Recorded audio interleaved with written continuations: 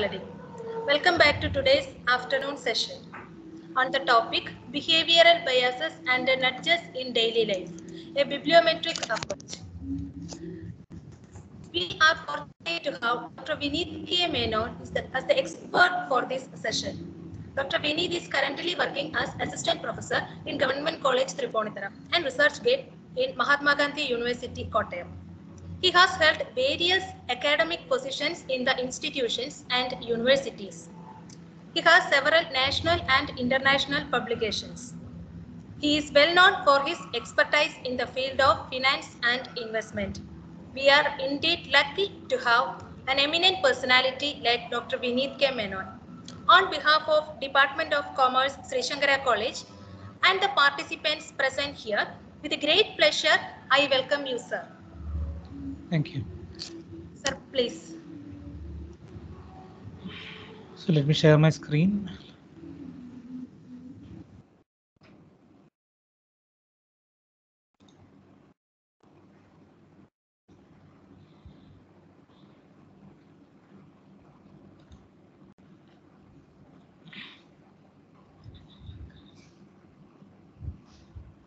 I think the screen is visible. Screen visible, yes, sir. Yes, sir. Yes, sir. Okay. Yes, Thank sir, you. sir.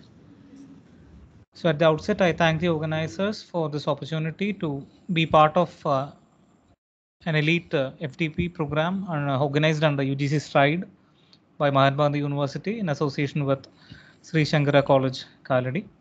I think this is the second time that I'm associating with Shankara College for an activity. And when it was purely on finance, I thought of inducting something of research into it. That is why I suggested this topic as behavioral biases and nudges in daily life, a bibliometric approach.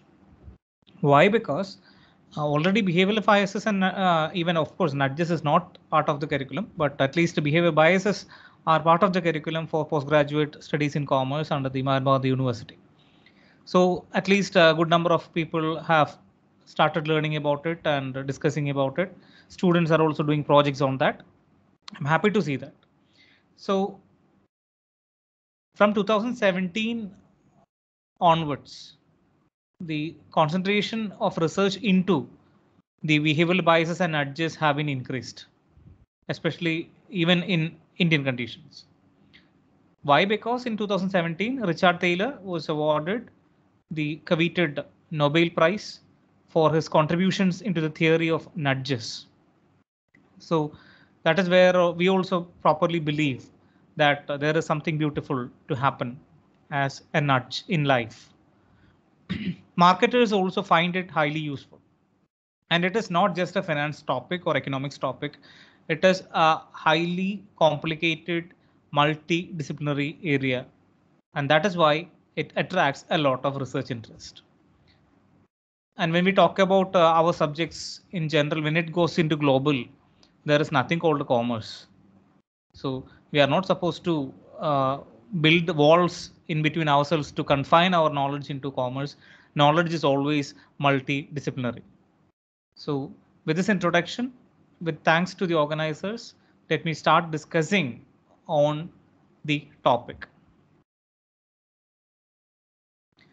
So according to Taylor, when an economist says the evidence is mixed in the article, he or she means that the theory says one thing and the data says opposite. Normally, that is the explanation to the unexplainable items in research. So that is where we also talk about behavioral biases. So what is nudge? A nudge is some small feature of the environment that attracts our attention and alters our behavior. If I happen to put some GK Today books, general knowledge today books, which is available at just 30 rupees, which is as good as an encyclopedia of knowledge, monthly available. I buy it from the railway station and put it in the class for regular. And if at least one student happens to turn the page and read it, the nudge is working. So nudge is not a pressure. It is not a compulsion. It is something that can attract your attention and our behavior, then you are working on nudges. And that is where everyone is found to have many nudges around us, but of course, very less of us react to it because of our own clutters, our own barriers. So, nudge is a concept in behavioral economics, political theory, and behavioral sciences, which proposes positive reinforcement and indirect suggestions as ways to influence the behavior and decision making of groups or individuals. It is in contrast with the other ways. For example, education, legislation, and enforcement cannot be called as nudges. You cannot compel a person to do one particular item. And here it is the way where the rationality of individuals is in question. One way to think about all this is that the automatic system is your gut reaction and the reflective system is your conscious thought. Are we reacting to the situations with the reflective system or the automatic system? In marketing, we call it something like impulse behavior. So some impulse behavior happens because of the automatic system, not because of the reflective system. Reflective is more rational, and human beings are normal. So the hazards of thinking too much is we are just avoiding it. Sometimes we just trust the gut and just do it. And this is where the behavioral biases and nudges comes into discussion heavily. For example, this is an example directly taken from the book of Nudges. So you can just go through the same, just pause to reflect. That's all. It's not an assignment. A bat and ball cost $1.10 in total. A bat cost $1 more than the ball. How much does the ball cost? You have an answer for us. If it takes 5 machines, 5 minutes to make 5 widgets, how long would it take 100 machines to make 100 widgets? Again, you will have an answer for yourself. Keep it with you. We need not discuss it because it is not a student training exercise. In a lake of patch of lily pads, every day the patch doubles in size. If it takes 48 days. Sir, excuse me. Good afternoon, sir. Your slide Hello? is not moving. Is it for everyone or sir? Yeah, it was being presented. Sorry It's to not. interrupt, sir. Sorry. Sir, whether this is It's in in a first window mode or slide. a screen mode. Sir, I ಅದನ್ನು put. close ചെയ്തിട്ടേ, I don't know. I don't know. Let me check. ಅದನ್ನು Let me close check 1 ചെയ്തിട്ട്, second. Let me check 1 second. Let me check 1 okay, sir. Thank you, sir. Thank you. Thank you, ma'am. Thanks for making me aware of it. In fact, I chose the window mode. I think it went to the PPT mode. Now I think my window is visible. I think. Window is visible, sir. Yes. Okay. Now the screen is also visible, right? Now the screen is visible, but then Is the we slide can't see any visible now? No, sir.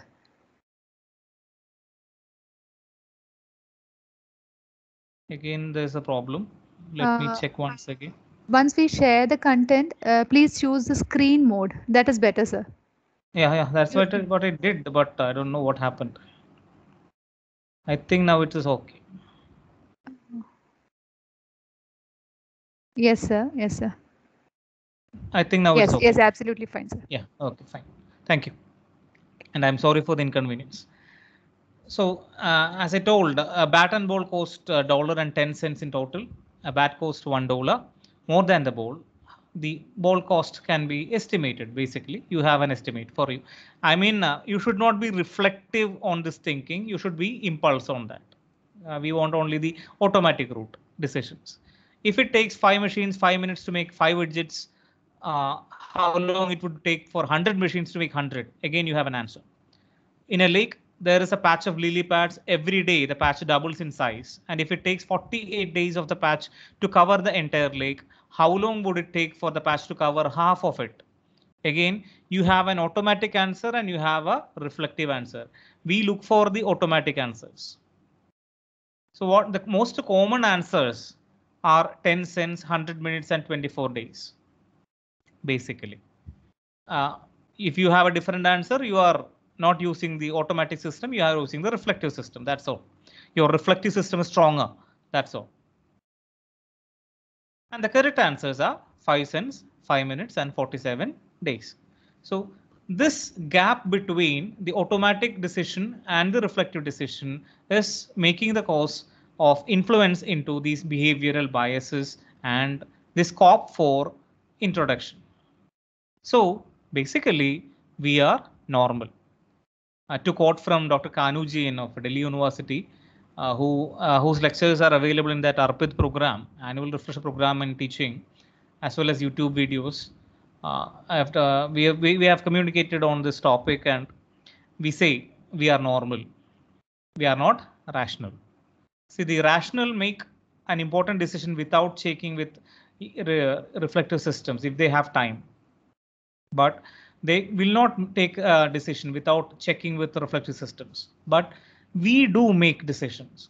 Sometimes go with the answer of the lizard inside, and we giving without pausing to think even. So that is why we are called as normal. And now the theorists accept the situation. Previously, economic theories assumed to be the rational human being decisions, but from the theory of bounded rationality, then we came to behavioral theories, Daniel Kahneman's theories on endowment effect, or there are different theories on behavioral finance also. So a lot of developments happened in the theory. So we say that yes, something is different. Again, consider the option. You have a guaranteed return of 500 and you have a 50% chance of winning 1000 and 50% chance of winning nothing. Which one would you choose? Plan A or B? You will have an answer. Again, I'm not intending to ask you to put in the chat box that kind of, because I'm not talking to students, I'm talking to teachers. I respect the teachers. So just keep the answer with you. You have an option. You have a guaranteed return of 500 and you have an option like a betting, like a 50% chance of 1000 and 50% chance of winning nothing. Which one would you choose? Normally, people go with the guaranteed return, and so if you are a risk seeker, you go with the risk, the B option B. That is basically the basic impulse behavior that we exhibit. But the problem with this is that we have learned the calculation of expected return. So the probability of 500 is 1. So 1 into 500, 500 expected return is 500. The probability of 1000 is 0.5.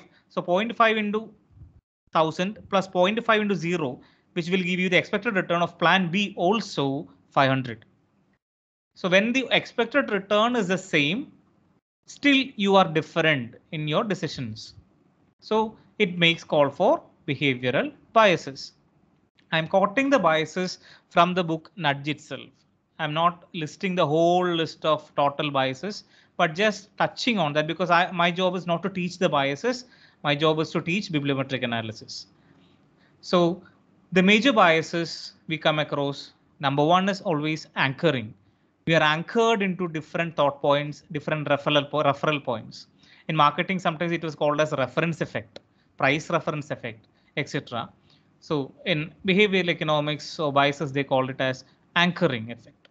You are anchored into some data points, some values, some colors even sometimes.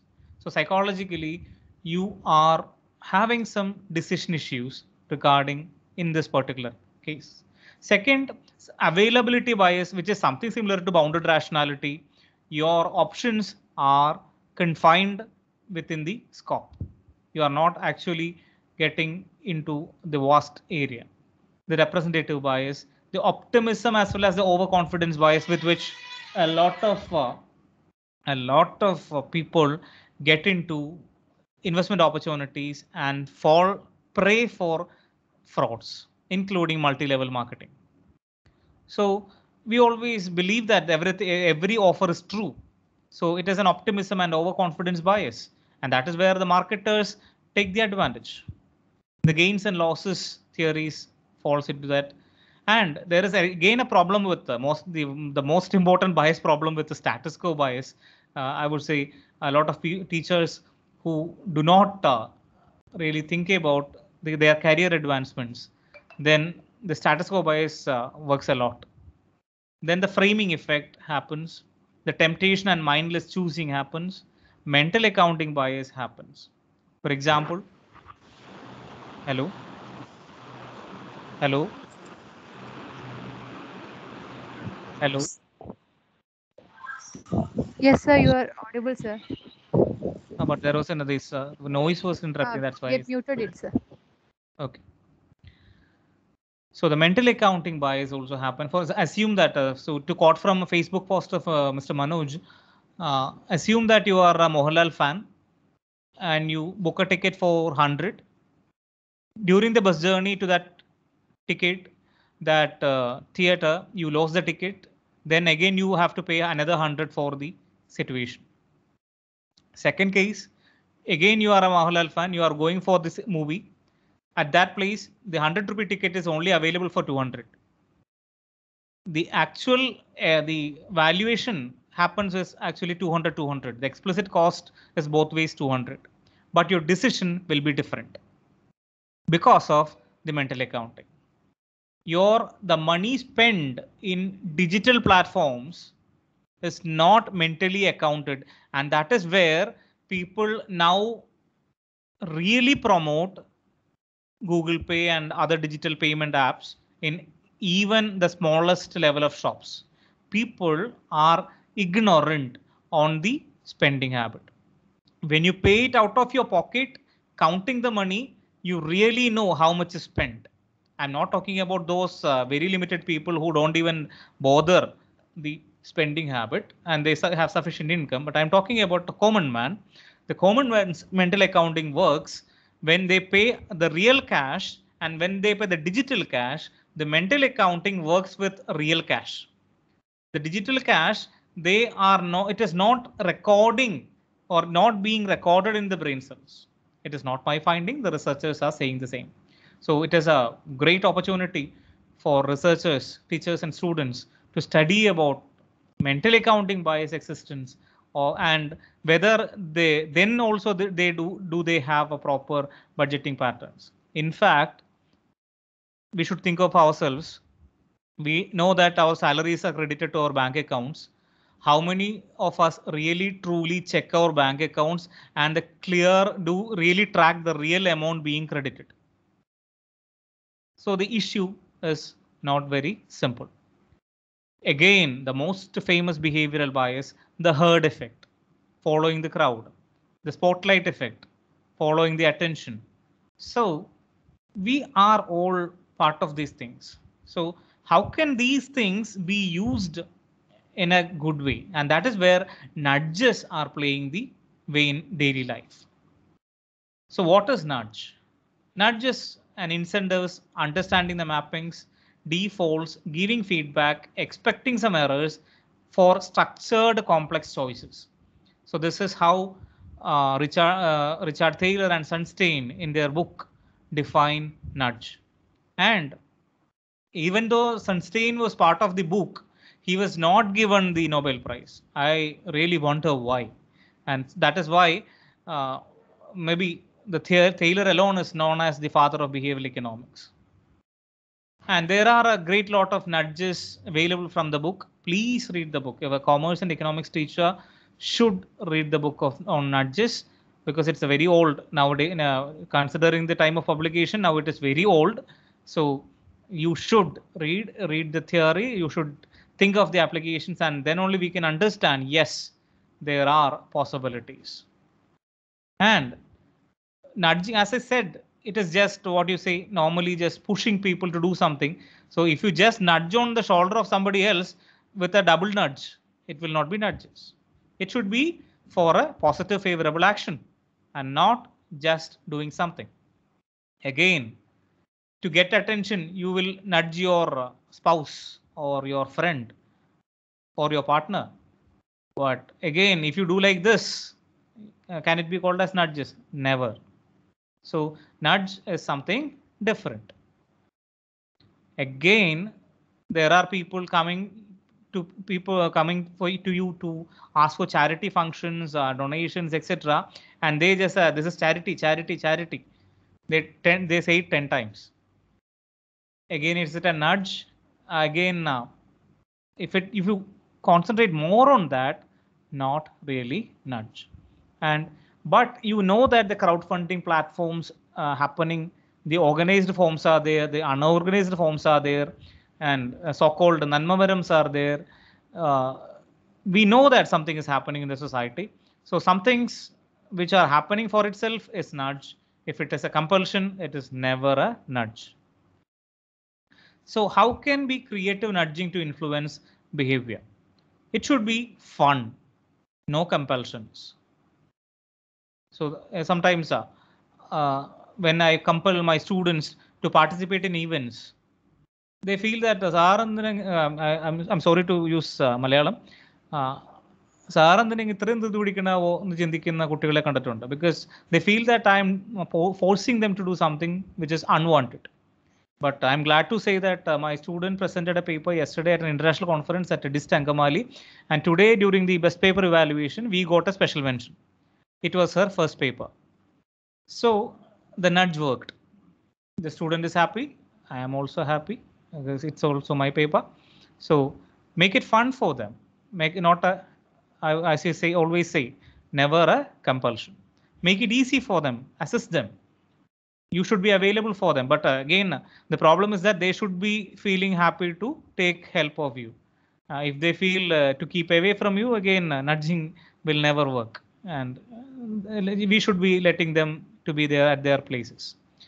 Slow down the process. Again, being on a hurry process will not work it, but you should have to be systematic. If it is too slow, again, the purpose is killed. Utilize the senses. Open your eyes, open your ears, feel what is happening around. A lot of things are happening around. The classical example of nudge given in the book is that keeping an array of fruits in the eyesight of people for diet. So if you keep fruits in the eyesight of people, they are expected to consume it if they are given that option. So we are utilizing the senses in that sense. I don't know whether our kids would do it even if it is available, because that is because they know that the other pack is available inside the fridge. They give feedback, compliment them, congratulate them, appreciate them. Again, we fail to do that and visualize the end result. Always during an examination, this is the most positive nudge we could give to the students, that I personally practice also from my childhood. I think of the day of the last day of examination. When it comes to be an exam, I think of the time after the examination, how wonderful it would be. So visualize the end result, and you can do some creative nudging to influence behavior. In daily life, we are exposed to nudges like upselling, product placements. Upselling is a classic example. For everyone, we used to visit some vegetarian restaurants for a masala dosha or an idli, where an additional vada is upsold with additional vada. So which is billed extra, right? It is not free. So if something is billed extra and given added to the normal offering, we call it an upselling. So product placements, the default options, save more tomorrow campaigns, calorie or sugar counts in a packet. Of course, if you are truly health conscious, you will look into that. The use of technology and that kind of things, you are very familiar. And of course, we use a lot of social trust in using mobile applications, Play Store ratings. Even we also check what is the rating of our Uber partner, driving partner, etc. So these display of social trust is also a nudge. Again, whoever is not wishing you a birthday on your happy birthday on your birthday, your banker will wish you, right? Same way, you get alerts from your hospital for the appointments, you get alerts for your banks. These messages are also nudges in daily life. And this is a classic example from Amsterdam airport, in which they stuck a plastic fly in the urinals of men who are not always happy to flush. Men have a bad habit of not flushing the urinals. So they placed an plastic insect in the urinal, so that the people flushed. Automatically, the habit of flushing increased. So this is one of the classical nudges from international experience. From the Google architecture, the choice architecture they did was in the buffet food arranged for the staff, they included the healthy ones in the front row or the first accessible areas, and the unhealthy or the fatty ones or the other ones with more fat, that kind of content, oil content, etc. They served those items, but they was kept away. So the consumption pattern changed into the healthier patterns, is what the Google said regarding their nudge exercise. The construction of staircases in a musical arrangement increased the usage of escalators, increase the usage of not escalators, reduce the use of escalators and increase the usage of steps. And again, it contributes to your health, right? So different ways in which they make it attractive. So you can see that the escalator is less attractive than the staircases. Staircases appear more good when they are kept like this. Again, when you visit some web pages, it is going to end. It is going to end. Just few left. That kind of things will nudge you. Again, a classical nudge of blue colored. When the water is coming down, it is to ensure that you are not wasting the water. So another classical nudge. Again, for every step, how many calories you burned, that is also explained to you. Again, people are forcing you to do it. And it is not forcing, it is nudging.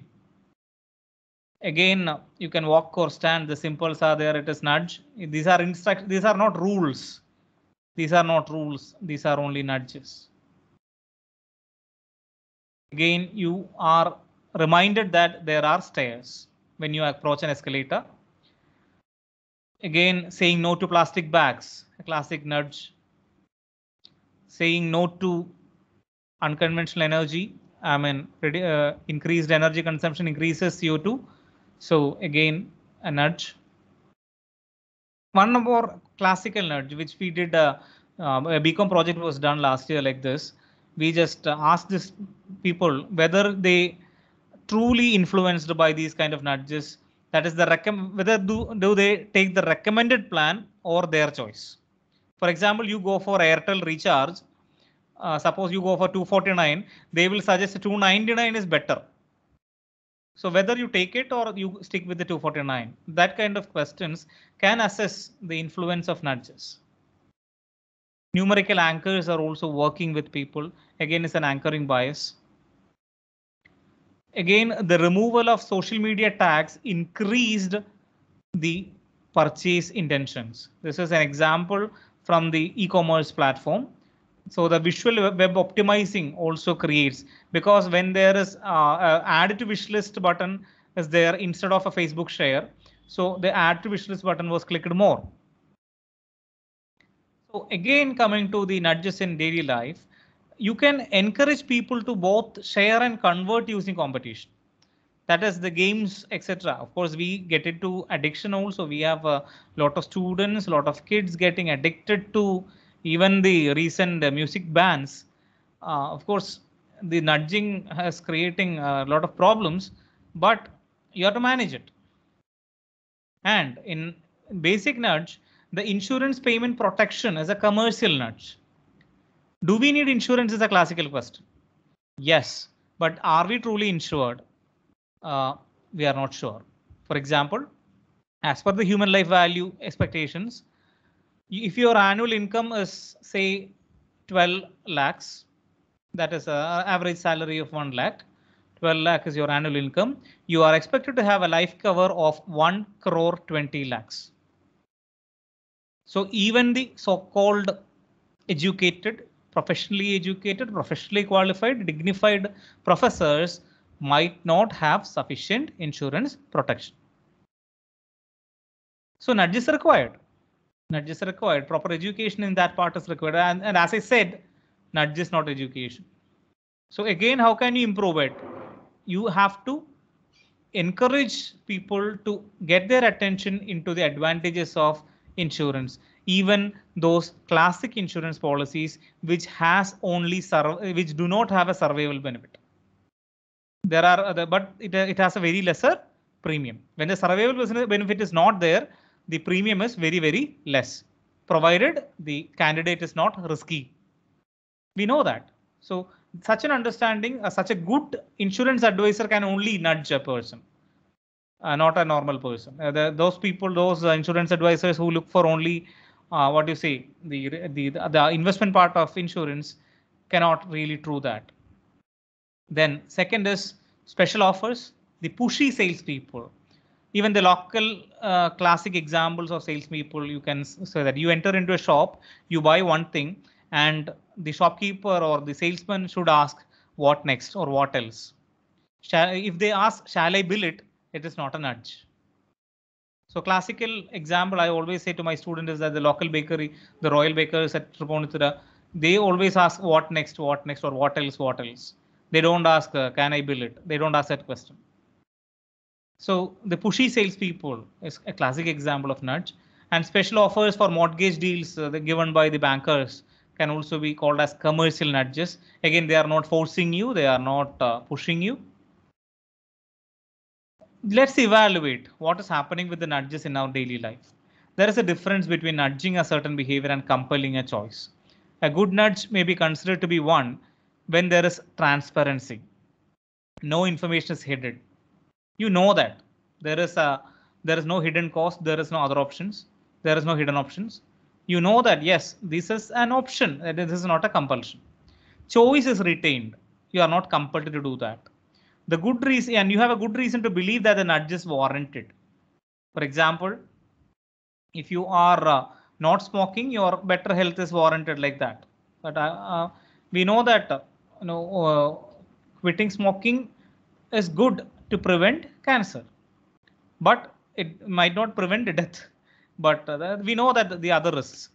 The nudges may not be enough to reduce smoking rates. We need policies, and that is why we need laws and regulations. So there is a difference. When you want strict adherence, you want laws and regulation, you want adherence.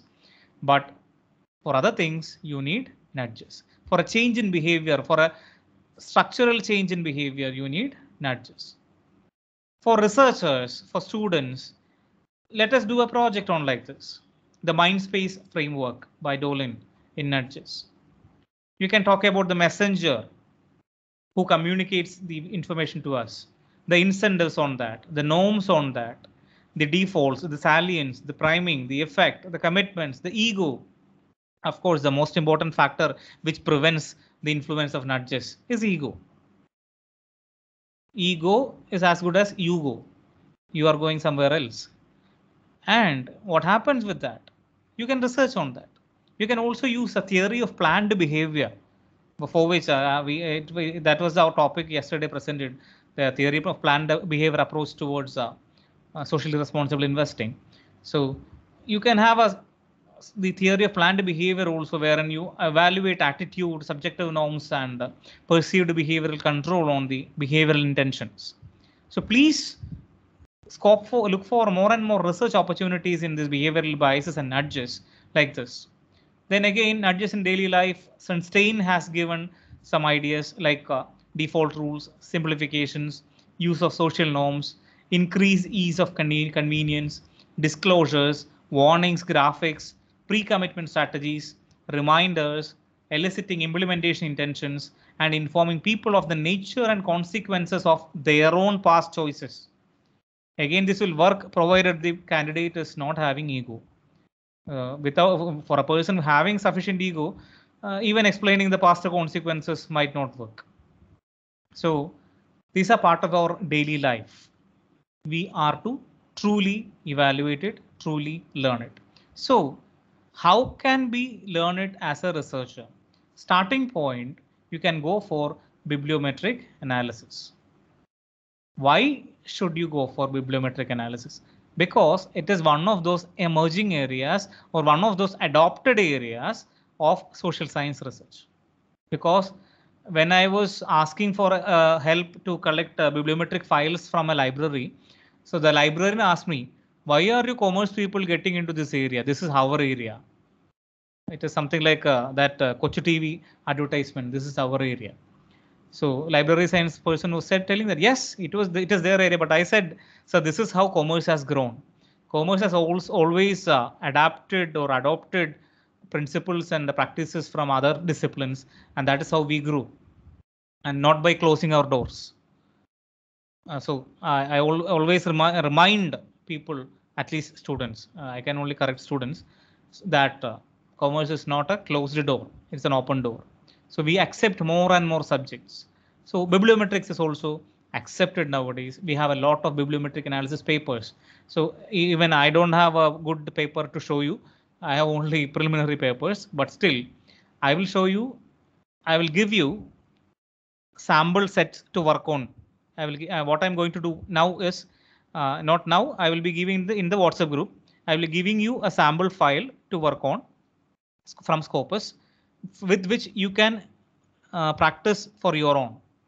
What I'm doing now, you can replicate. Number one. Second, I will be giving you a Science Direct paper on how to do bibliometric analysis. So again, which will give you more information. Okay, this is a latest paper which I read yesterday.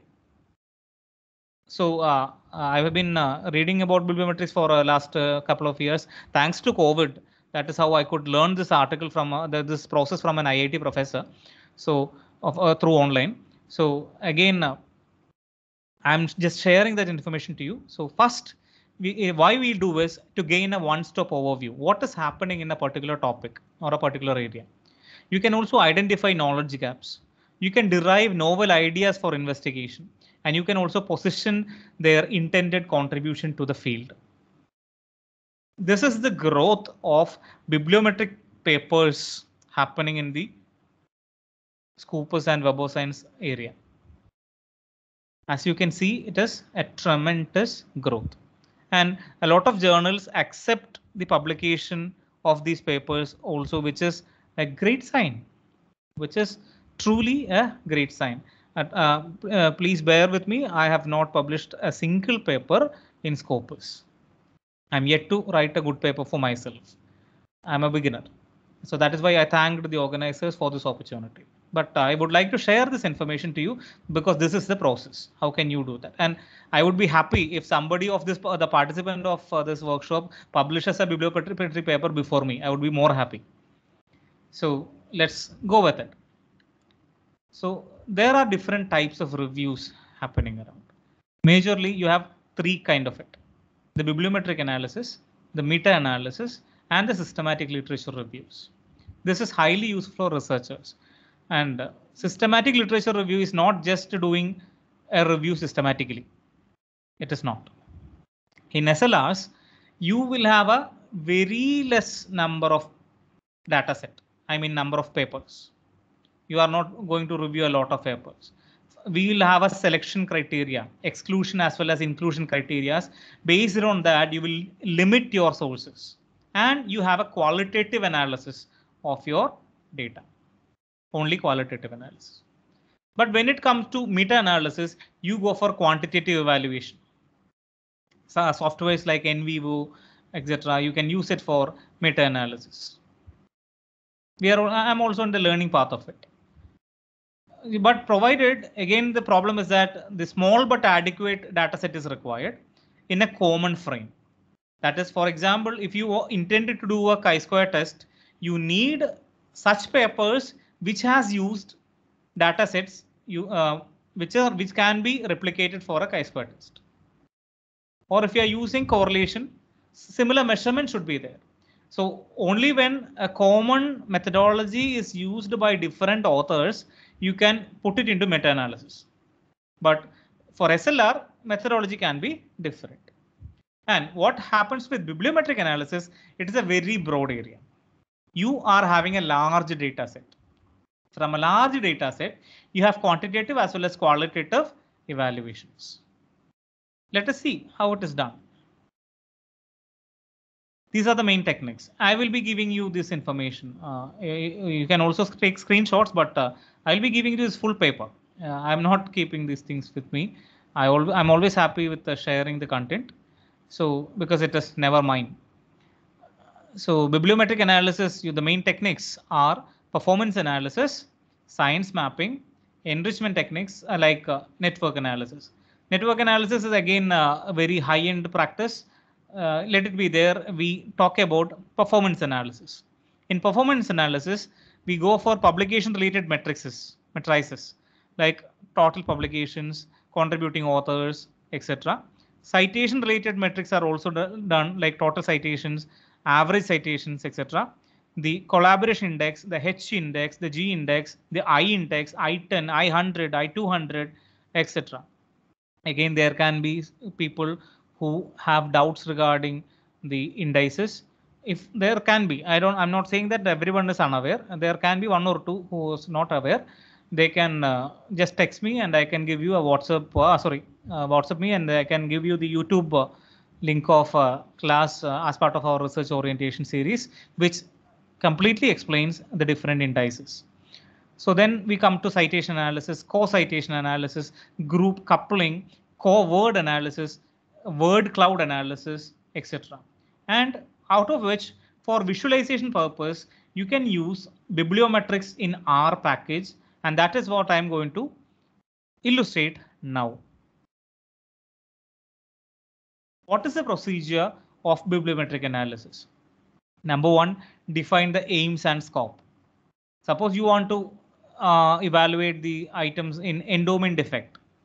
Again, you know the famous endowment defect experiments. And suppose there are people who are not happy to leave their utensils, not happy to leave their coffee mugs, not happy to sell off their old clothes even. There are people, right?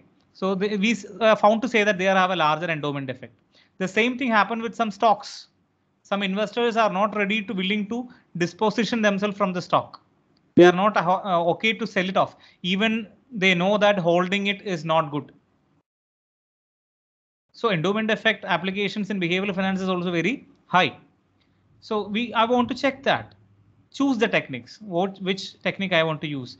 Am I going to do performance analysis? Am I going to do the other one, etc. Collect the data. From where? Basically, two databases, that is Scopus and Web of Science. And for if it is a psychological subject, you can have a free database, PubMed. PubMed is actually a medical research database. We have a lot of psychological papers there. So we commerce people have a role in PubMed also. Run the analysis like a performance analysis or science mapping and report the findings. This is what we do with bibliometric analysis, and let us see how to do it.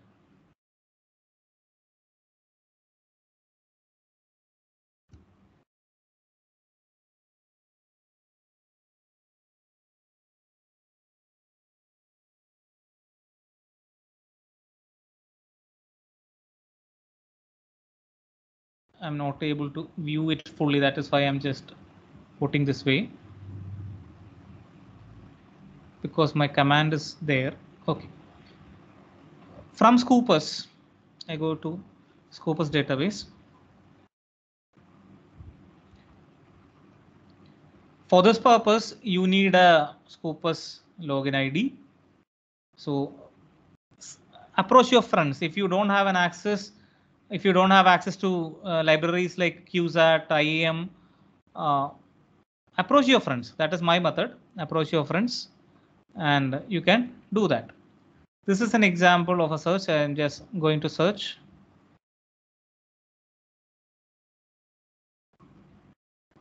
I'm going to search on endowment defect. Search. So there are more than 3,000 items. Normally in a single file download, I can download only up to 2,000. And you can have an inclusion and exclusion criteria. So here I'm having an inclusion criteria as I'm going with all open access. It is for my convenience. Your methodology can be like that. So I am limiting to all open access. I hope you know the different types of open access policies, gold open access, diamond, etc. Once the result is available,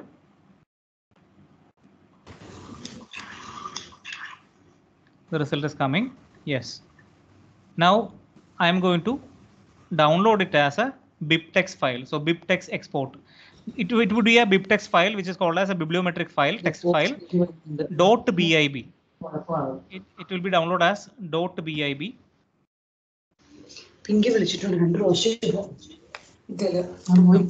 Somebody's mic is on.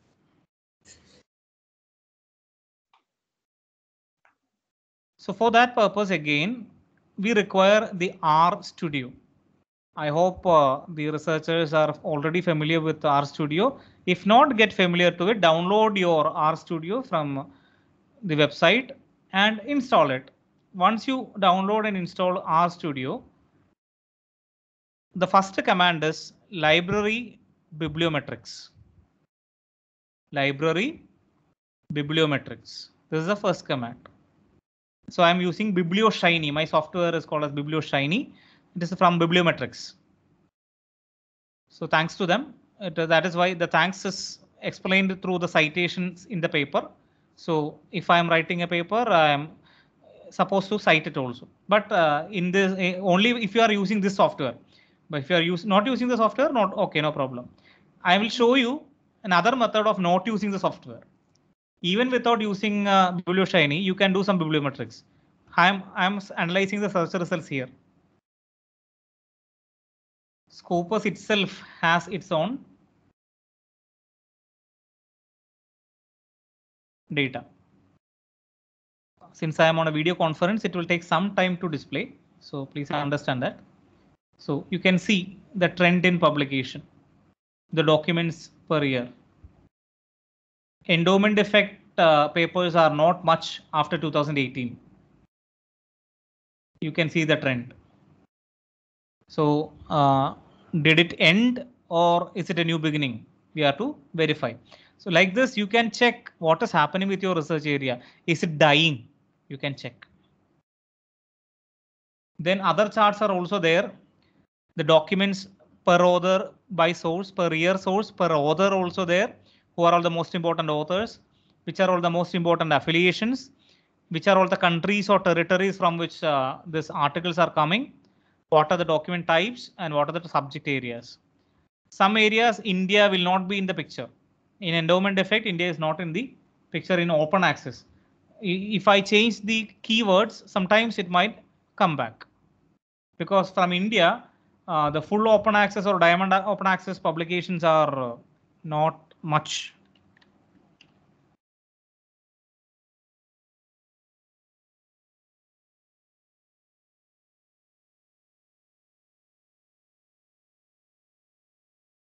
We are people who are more fond of black open access. So once the result has come, I can click on the analyze results. Now it will be different because the data is more, 3,878 articles.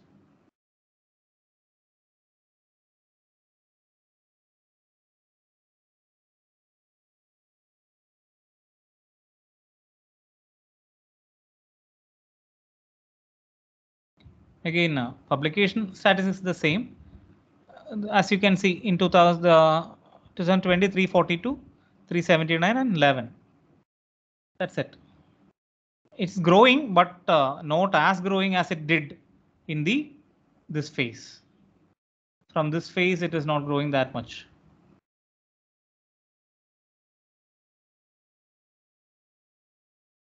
Okay, so this is the case. Still, India is not in the picture. So this is one area. Of course, you can check into different areas. Now I come to. Now they say that my next job is to call for BiblioShiny. First command was library bibliometrics. Now I am going for BiblioShiny.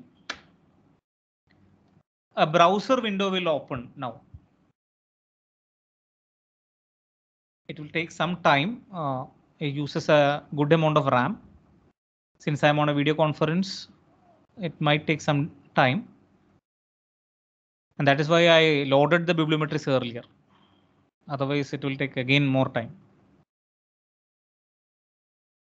Okay. BiblioShiny is coming. It's a web page.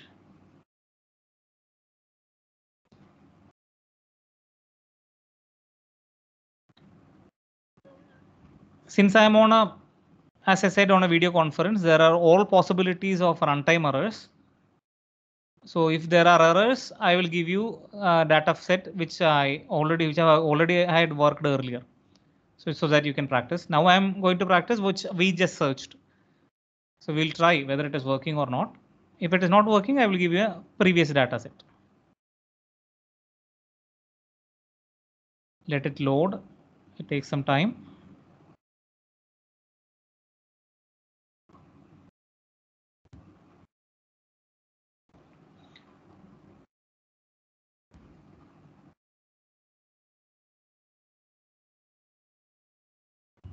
So first command was library bibliometrics and then biblioshiny, open the brackets and close the bracket. R programming is as good as C code programming in C. You have to use some codes. So this is biblioshiny, the Shiny app for bibliometrics. And the highest advantage of using these kind of tools is that you can proudly say that I have used this because you are not pirating. Suppose you use a proprietary software which is not bought by you, which is only pirated. It is as good as something theft. So it is always good that we use open softwares as far as possible. And that is why even for student projects, I recommend Jamovi for students and I train maximum people to do that. I hope at least few of you are familiar with the Jamovi also. If not, we can do discussions on that. So data loading, converting, descriptive analysis, then matrix creations, data reduction can also be done, and network matrix creation and mapping can also be done. These are the possibilities in bibliometrics. Please explore it. I am going to just illustrate only the basic functions. You can explore. It is just click and learn. And please visit YouTube videos also. So I'm going to import the file. What kind of a file they will ask? I will say it is a raw file. They will ask whether it is Web of Science, Scopus or PubMed. I would say it is Scopus.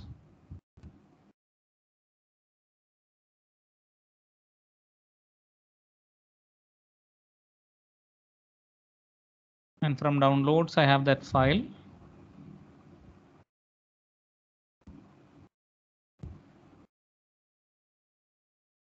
It will take some time to load. It is coming, it is coming.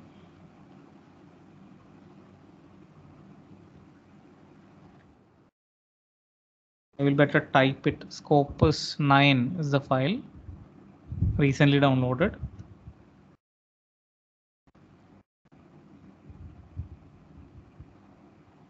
Yes, it is being uploaded, no problem. Start. If the data is Paka, it will display proper. And again, a connection is also be Paka because we are running on online environment. Yes, data is available. The matrix is also available. Data is from Scopus. Let it be there. Now I'm not going to explain filtering, etc., etc. I'm just going to show you how you can create the different items. So you can learn by yourself.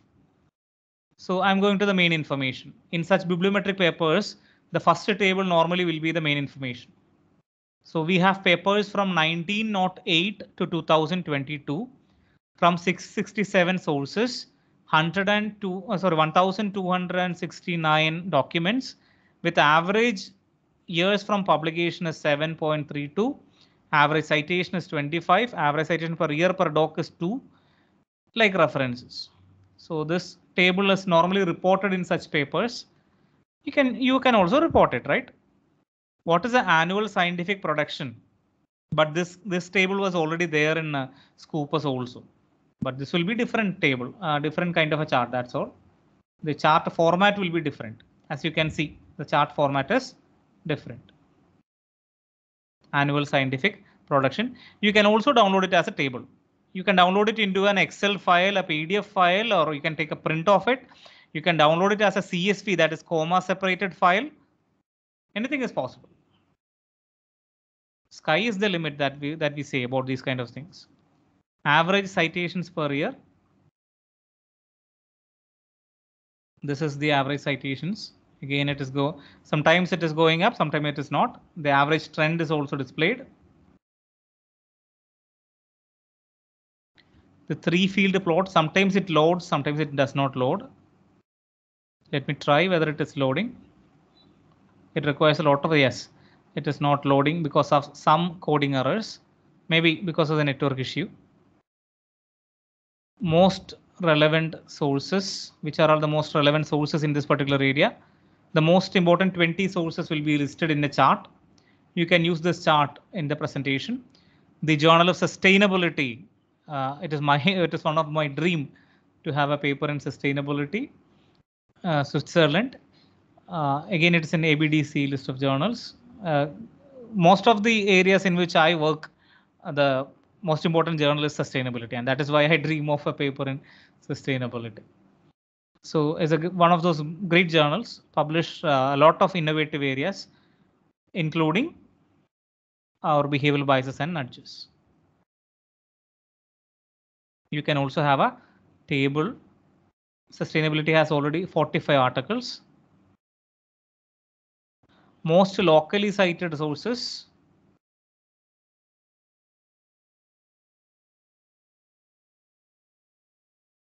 Not available. Local citations are there because India was not in the picture. As you know, India was not in the picture.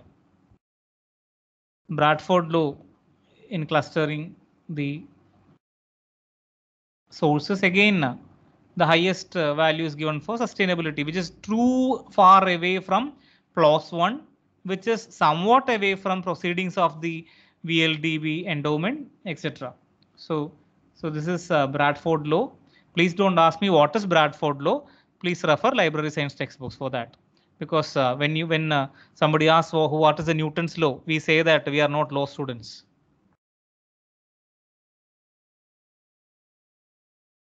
The source local impact will also not be there because endowment effect was not much researched in Indian conditions.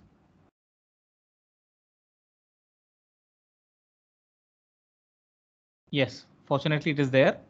The proceedings of the VLDB endowment is having the H index. So it is not Indian condition, it is H index. That is why. So H index is 15. You can change the criterion. Instead of H index, you can go for G index, you can go for M index, or you can also go for total citations. Then regarding sources, source dynamics are there. Okay. Regarding authors, the most important authors, you can also find who are the most important authors. These are the tables to report and comment.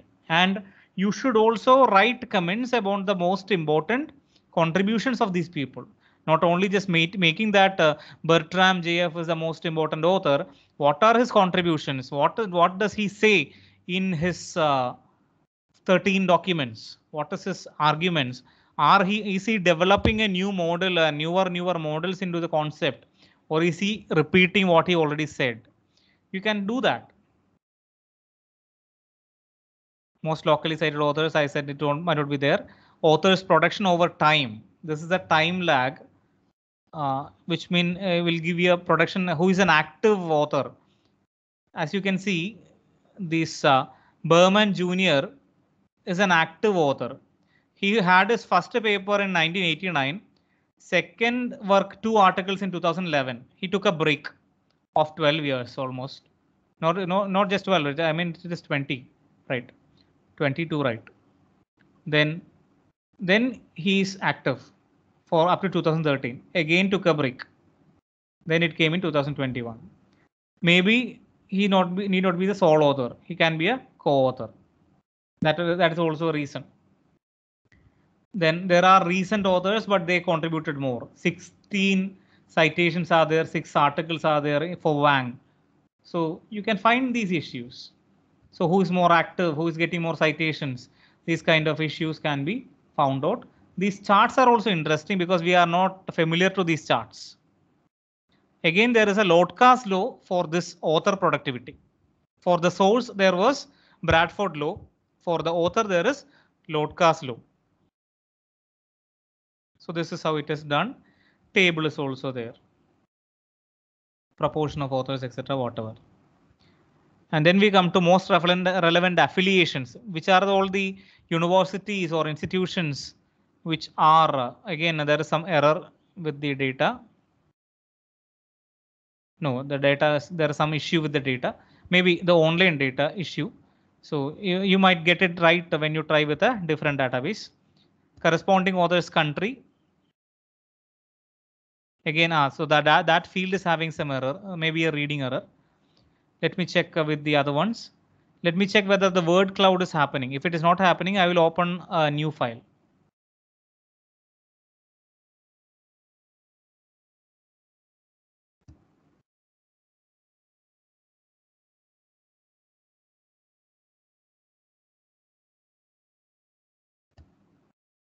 That field is not happening. So let me open a new file so that I can illustrate once more. I'm just closing it. Import loader files. I'm choosing a different file. I'm going to choose a different file.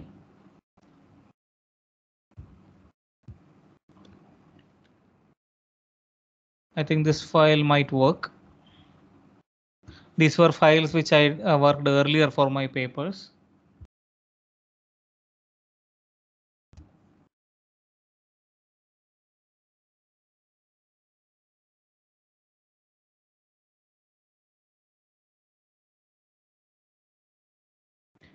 Once it is loaded, we can test whether it works.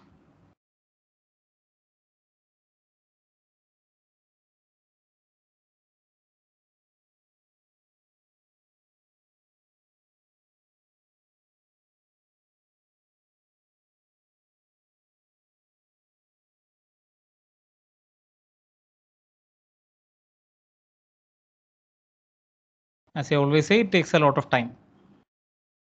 It is a completely online process, cloud-based process.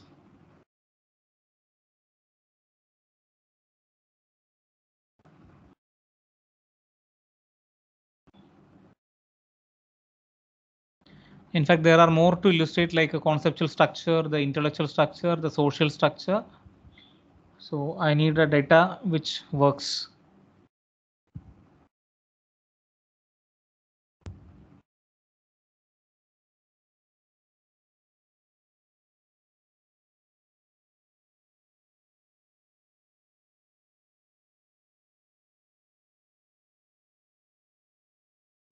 Okay, it is loaded. Let us see whether it is coming.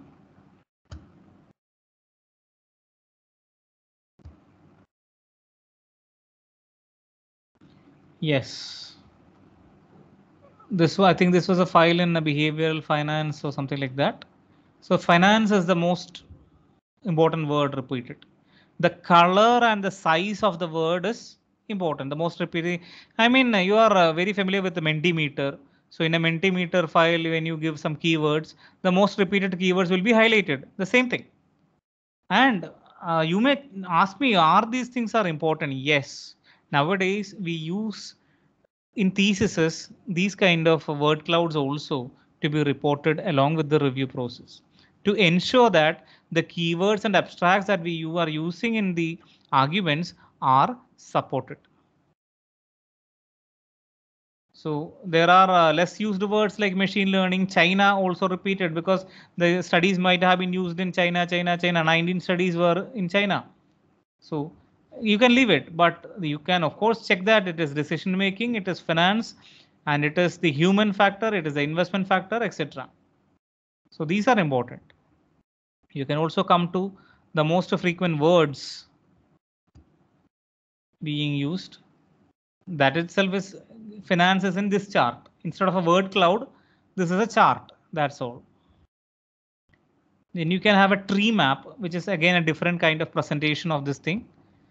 The biggest square will be this shape will be rectangle, not a square. A rectangle will be the most important one. It will be in different colors. This is called as a tree map. So at least we know that there is such a thing, right? The word dynamics, sometimes it will be available.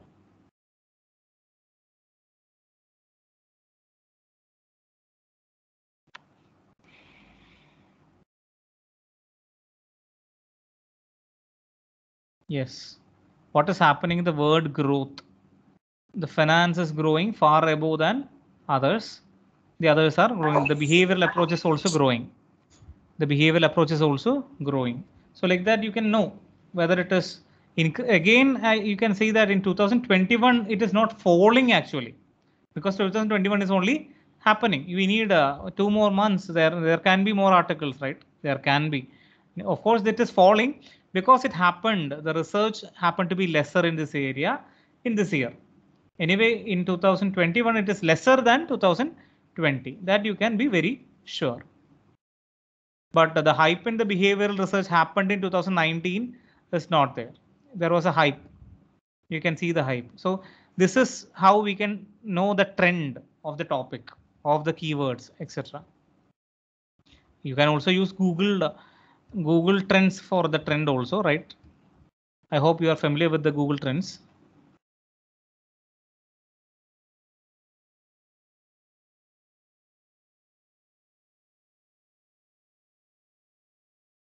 Again, the trending topics from the same. These are the trending topics. Coronavirus is also a trending topic, even in endowment effect research or behavioral bias. Okay. So when clustering by coupling, etc., their conceptual structure is there, co-occurrence network, thematic maps, but these require data which supports everything.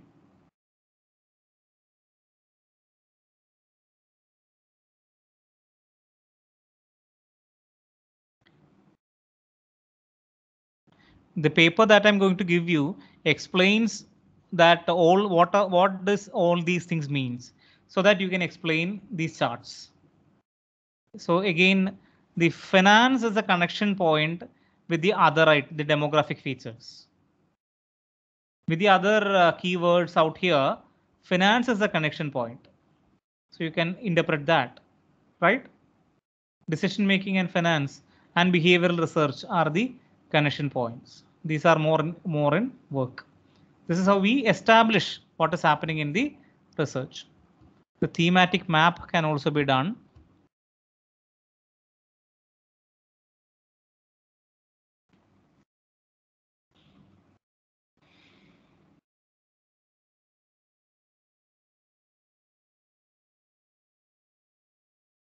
It will also give us a chart wherein, as I said, the finance is the core point. The focal point is finance. Finance 198, behavioral research 142, decision making 84, investments 65. So these are the occurrences. So it encompasses all those things. All those things are concentrated on finance. Human element is here in this side. In this quadrant, investment is here. So the themes are like that. The niche themes is investment. The merging theme is investment. Niche is nothing. The motor themes are human. The basic theme is there is again nothing mentioned here. The reflected themes are finance, behavioral research, decision making, investments, etc. So these are how things you evaluate from data. The thematic evaluation can also be studied. The evolution can also be studied. It will connect the different keywords from the evolution point of view.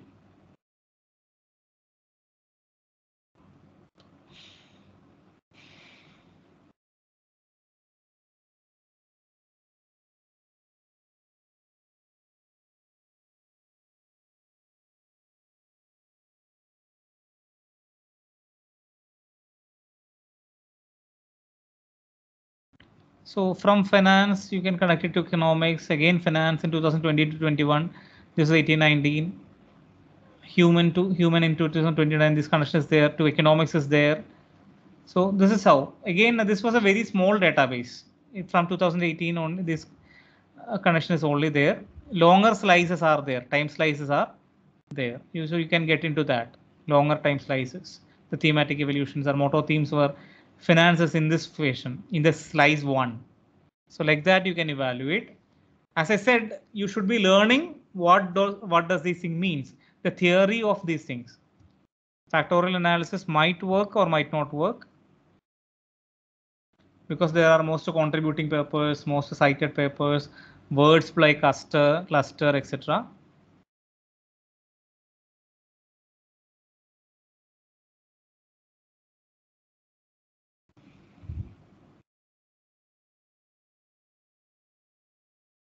Why I am introducing this thing is that this is the trend now.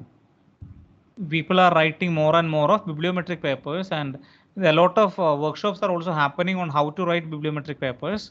So please learn the connection. Now you can see these clusters, the blue and the pink, the red clusters, the variables talked about there and the variable talked about here.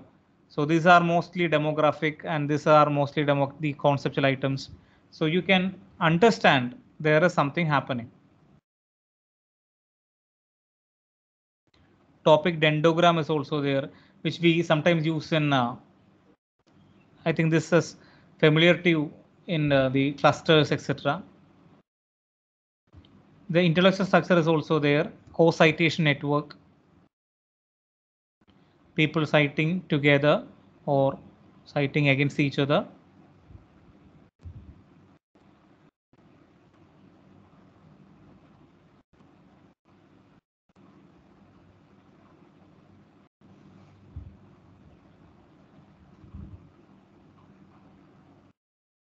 I'm sorry for the delay happening with the problem of network. I'm helpless. Okay, this is the again, you can know who are all the most important people out there. As I know, always say Kahneman is the most important person. Kahneman would be there in any behavioral studies. Social structure is here, the collaboration network and collaboration world map is also there. That is the countries collaborating each other in research.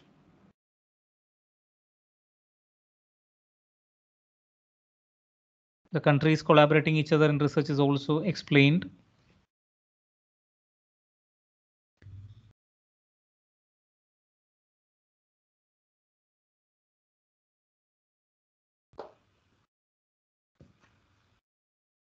Again, some delay with that.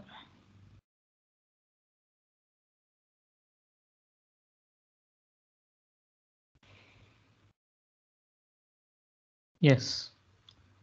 As I said, India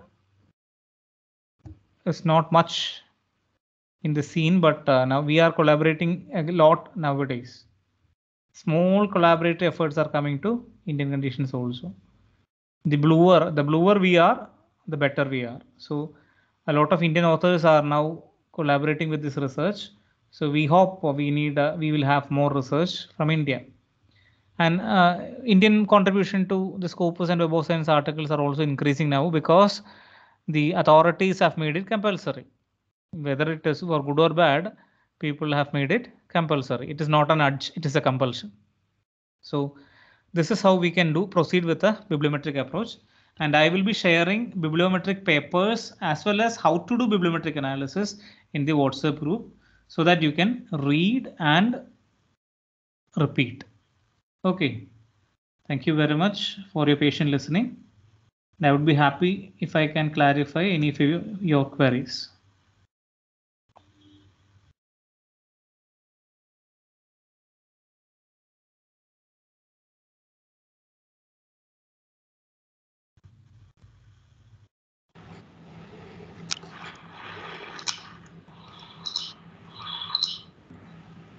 Do we have any queries from the participant side?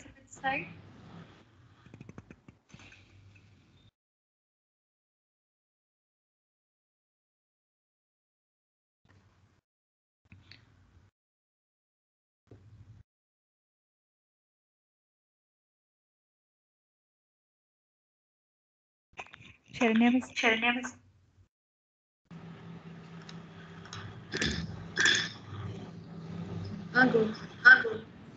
കേൾക്കുന്നുണ്ടോ? ഉണ്ട് കേൾക്കുന്നു.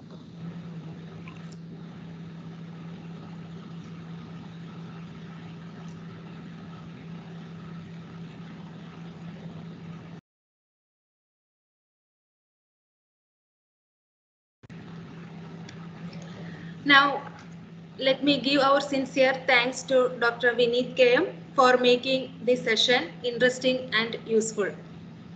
Sir familiarized the concept with the day-to-day life examples. On behalf of the participants and Department of Commerce, I express our deep sense of gratitude for your informative session, sir. Once again, thank you, sir, for enlightening us, and thank you all of your kind participation. Thank you, sir. Thank you, everyone. See you next day. Thank you very much. Thank you so much, sir, for your time. Sir, good afternoon. Namaskar, sir. Sir, very happy to be in the class for giving such an introduction to comparatively new concept. We want to get more information, sir, as you said in the WhatsApp group. Yes, sir. Yes, sir. Thank you. Okay, sir.